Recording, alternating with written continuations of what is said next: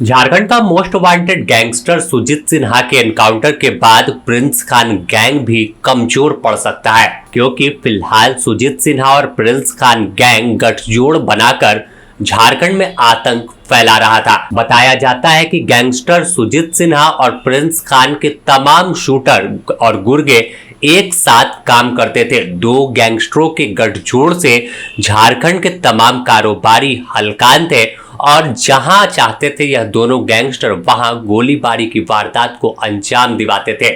माना जाता था कि दोनों का नेटवर्क मिलकर झारखंड में एक बड़ा और मजबूत गैंग का संचालन है वो किया जा रहा था। इसी नेटवर्क के जरिए लोगों से रंगदारी और धमकी भरे संदेश पहुंचाए जाते थे।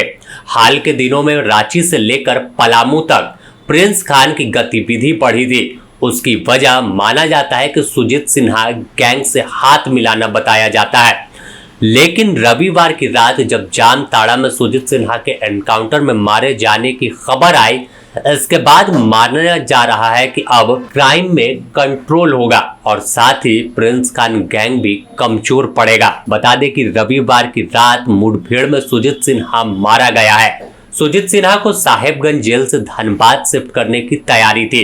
इसी बीच तमाम लाव लश्कर के साथ पुलिस वैन और कैदी वाहन रास्ते में चले आ रहे थे, लेकिन जैसे ही जामताड़ा के सदर थाना क्षेत्र में गाड़ी पहुंची, पुलिस वैन जिसमें सुजीत सिन्हा सवार था वह गाड़ी पंचर हो गई और सड़क किनारे जा पहुंची।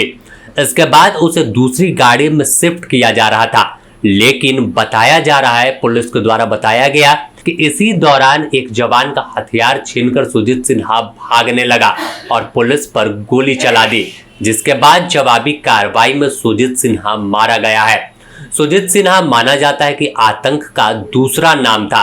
वह समय और परिस्थिति दोनों के अनुसार गैंगस्टरों से साठगांठ में माहिर था।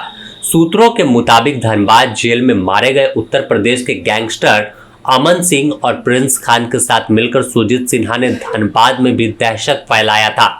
2020 में अपने सहयोगियों के जरिए धनबाद के कई कारोबारियों को धमकी दी थी।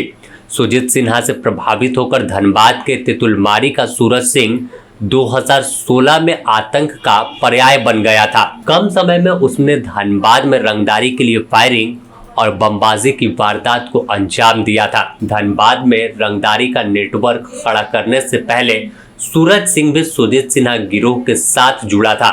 सुजीत सिन्हा से प्रभावित हुआ और सूरज सिंह ने रंगदारी का काम शुरू कर दिया था। बाद में वह वाराणसी के एक अस्पताल में सूरज सिंह की मौत हो गई थी। जानकार तो यह भी बताते हैं कि मारा गया सुजीत सिन्हा गैंगस्टर सुशील श्रीवास्तव जो पूर्व में मारा गया है उसका खास शूटर था। श्रीवास्तव गैंग से अलग होकर सुजीत सिन्हा ने गैंग बनाया था। सुजीत सिन्हा नए युवकों का इस्तेमाल करता था और जेल में रहते हुए प्रिंस खान गैंग को सहयोग कर रहा था। यही वजह है कि रांची, धनबाद, जमशेदपुर, पलामू समेत कई शहरों में कारोबारियों को प्रिंस खान द्वारा धमकी दी जा रही थी। यह बात अलग है कि धनबाद पुलिस की ताबड़तोड़ कार्रवाई से प्रिंस खान के अधिक लड़के जेल पहुंच चुके हैं। धनबाद में कई एनकाउंटर हुए। गैंगस्टर सुजीत सिन्हा ने अपराध की दुनिया में ऐसा नेटवर्क खड़ा किया था जो सलाखों के पीछे रहने के बावजूद एक्टिव रहता था।